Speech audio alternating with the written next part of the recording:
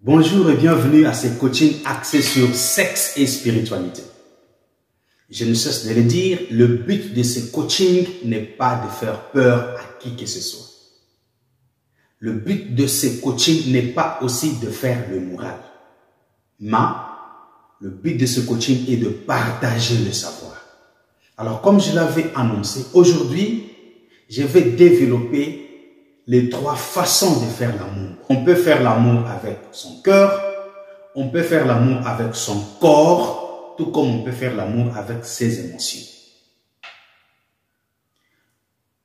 Le sexe, une fois fait avec le cœur, il libère.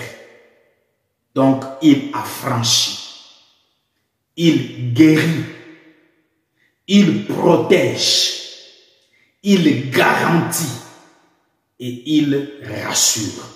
Pourquoi? Parce que c'est fait avec le cœur.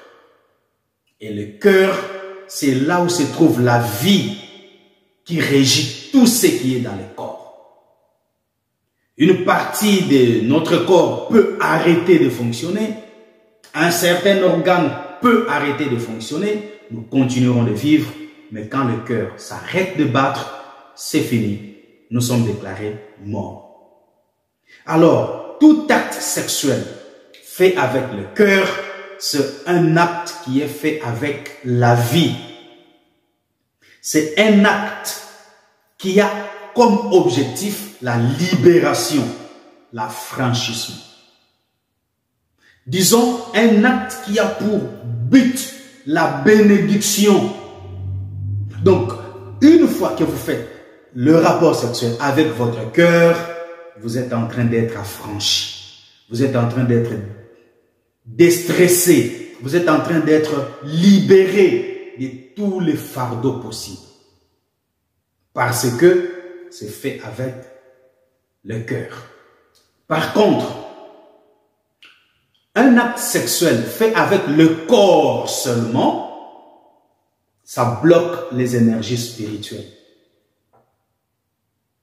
Et c'est capable de produire de la répulsion ou du dégoût. Pourquoi? Parce qu'il n'y a une participation ni du cœur, ni d'émotion. Donc ici, c'est tellement gâté parce que il n'y a pas de vie en soi. Il n'y a que de l'envie. Il n'y a que de la pulsion. Il n'y a que de la compulsion. Il n'y a que de la tendance. Il n'y a que de l'appétit. Mais au fait, il n'y a pas une implication spirituelle à cela. Parce que c'est fait avec le corps seulement. Tandis qu'un acte sexuel fait avec les émotions vous fait vous endetter par rapport à votre conscience et installe en vous un état de culpabilité durable. Pourquoi? Parce que vous n'avez pas fait participer ni les corps, ni les cœurs.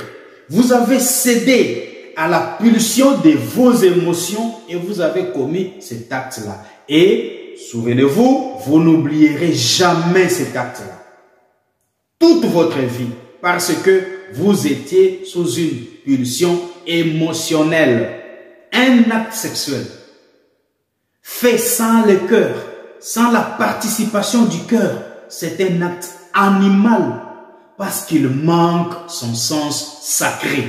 C'est le cœur qui donne au sexe son sens sacré. Donc, sans la participation du cœur, sans l'approbation du cœur, sans l'aval du cœur, cet acte n'est qu'un acte animal. Pourquoi? Parce qu'à travers le sexe, on peut facilement hériter des karmas, lesquels sont des malédictions qui sont rattachées au dépôt des énergies négatives des précédents partenaires de la personne avec qui vous êtes en train de faire le sexe. Donc, il y a un dépôt des énergies négatives.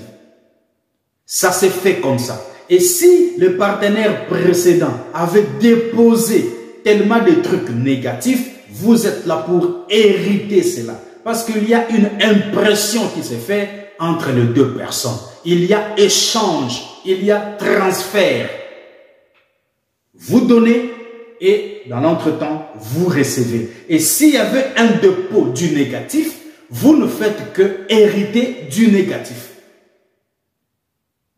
Voilà pourquoi le sexe doit se revêtir de son sens sacré avec l'aide de la spiritualité. Donc, comprenez par là que tout passage à l'acte sexuel laisse des traces indélébiles. Et ces traces-là affaiblissent vos chakras à travers les dépôts des énergies négatives. Parce que là, c'est un mélange d'énergie. Si vous êtes positif, vous possédez le positif donc, et que vous tombez sur quelque chose, sur un endroit où ont été déposées des énergies négatives, vous héritez de ces énergies négatives. C'est comme ça que ça se fait. Voilà tout pour aujourd'hui. Dans la vidéo qui suivra, je vais parler du pouvoir de la parole pendant la jouissance et j'en parlerai en profondeur. Dans l'entretemps, prenez bien soin de vous. Au revoir.